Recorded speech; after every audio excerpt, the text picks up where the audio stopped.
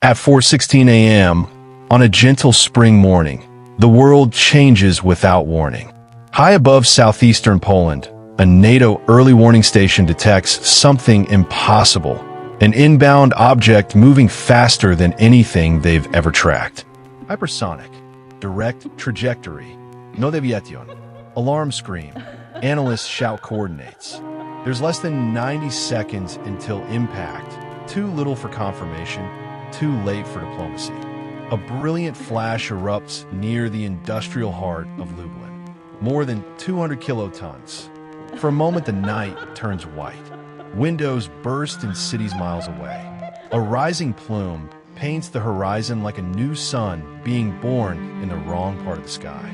In that instant, tens of thousands simply cease to exist. Satellite systems from the European Space Agency and U.S. Strategic Command confirm the unthinkable: nuclear detonation on NATO soil, the first since 1945. Washington phones Brussels. Brussels calls Warsaw. Warsaw answers once, then falls silent as leadership vanishes into fortified bunkers. NATO begins Article 5 consultations before most of Europe is awake. The United States moves to DEFCON 2, a readiness level Americans once believed belonged only to history books. Russia denies involvement, insisting the missile was a Ukrainian malfunction. Social media explodes with conspiracy theories, fake videos, artificial images, and automated propaganda. Fear spreads faster than news. By sunrise, Europe is moving. Sirens howl across capitals. Metro stations feel like underground lifeboats. Roads clog. Gas stations overflow as people try to outrun something they can't see. London, Berlin, Paris, each broadcast the same message. Remain calm. Prepare for shelter. Avoid highways. No one fires back, but every leader knows this was no accident. By midday, Europe begins shutting itself behind invisible doors. NATO's council meets beneath Brussels. No cameras, no leaks. One question burns through the darkness: accident or act of war? Publicly, leaders plead for restraint. Privately, orders race across encrypted lines. Germany activates Operation Shield Wall, scattering air defense batteries from Bavaria to the Baltic. France disperses nuclear submarines. U.S. stealth bombers rise into the night, silent and unannounced. In Warsaw, the sky is thick and black. Fire crews in improvised radiation suits battle flames that refuse to die. Hospitals in eastern Poland overflow. Villages watch Geiger counters scream into levels beyond comprehension. The Polish president broadcasts a single sentence before disappearing: "We have suffered a nuclear strike. We will endure." Across Europe, panic turns to numb paralysis. Networks crash.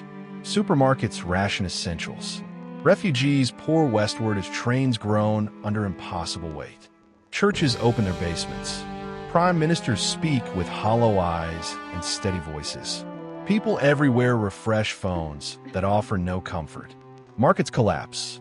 Oil skyrockets. Gold doubles in hours. But money has no meaning when survival is the only currency that matters. By nightfall, a silent rain of fallout drifts over borders, invisible and merciless. Europe enters a night that has no name. The second day begins without sunlight. A metallic haze chokes Eastern Europe. Lublin is gone, replaced by a crater. Radiation levels surpass Chernobyl tenfold. NATO drones orbit silently, mapping ruins no human can safely witness. Intelligence intercepts suggest Russian troop movements. Moscow insists they're defensive. China urges calm. The UN meets in New York, but half the seats are empty, translation headsets idle, as if diplomacy itself has surrendered. Civilians march west, wrapped in blankets, pushing abandoned cars off cracked roads. Volunteer convoys from Germany ignore orders and dive toward the dying zones to deliver iodine tablets and medical kits. In America, disbelief curdles into dread. Airports initiate silent protocols. Sirens test across major cities. The president speaks from a protected location. An attack on one is an attack on all. We will respond, but we will not rush. Analysts call it humanity's most dangerous pause. Around the world, soldiers sit beside consoles capable of erasing civilization with a keystroke. No new strikes arrive, but every second feels like waiting for a blade to fall. 48 hours in, Europe is cut into deadly zones. Roads are ash. Forests burn radioactive flame. Satellite images show what was once a city, now a half-kilometer void. Borders slam shut. Refugees freeze at radiation checkpoints. Food convoys creep forward like ghosts. The EU declares emergency rule. The euro collapses. Supermarkets ration water, salt, electricity. Inside NATO command, pressure boils. The United States presents satellite proof showing a Russian launch point near Smolensk. Russia claims fabrication. Accuse Ukraine. Truth becomes a hostage of survival. Diplomacy turns into theater. By the third evening, NATO mobilization reaches levels unseen in living memory.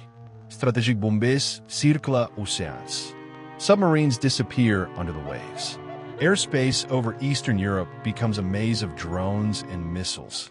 Every radar pulse a possible mistake. Every misread signal a trigger for global extinction.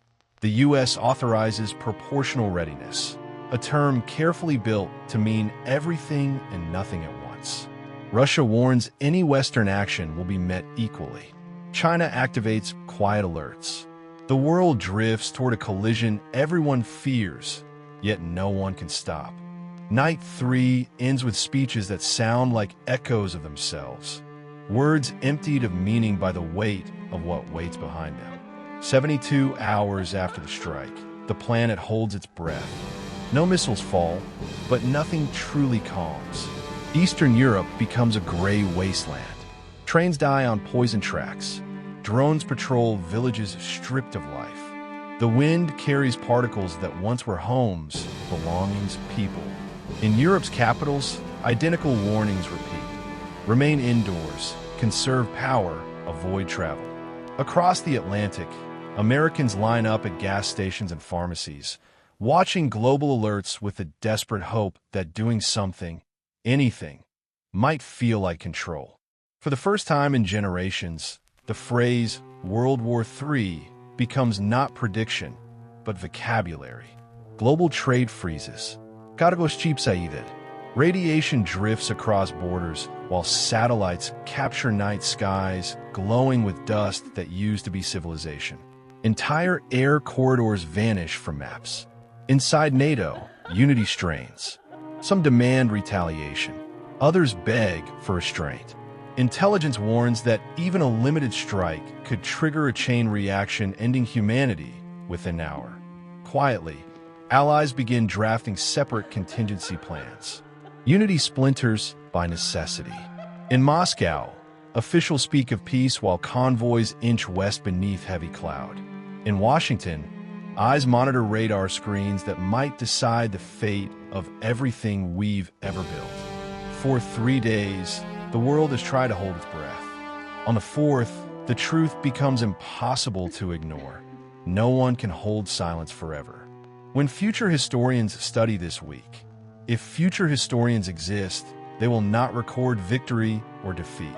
They will record hesitation, the moment before everything breaks, the silence after the first explosion and before whatever comes next. The first 72 hours did not destroy the world. They only revealed how close we already were to losing it.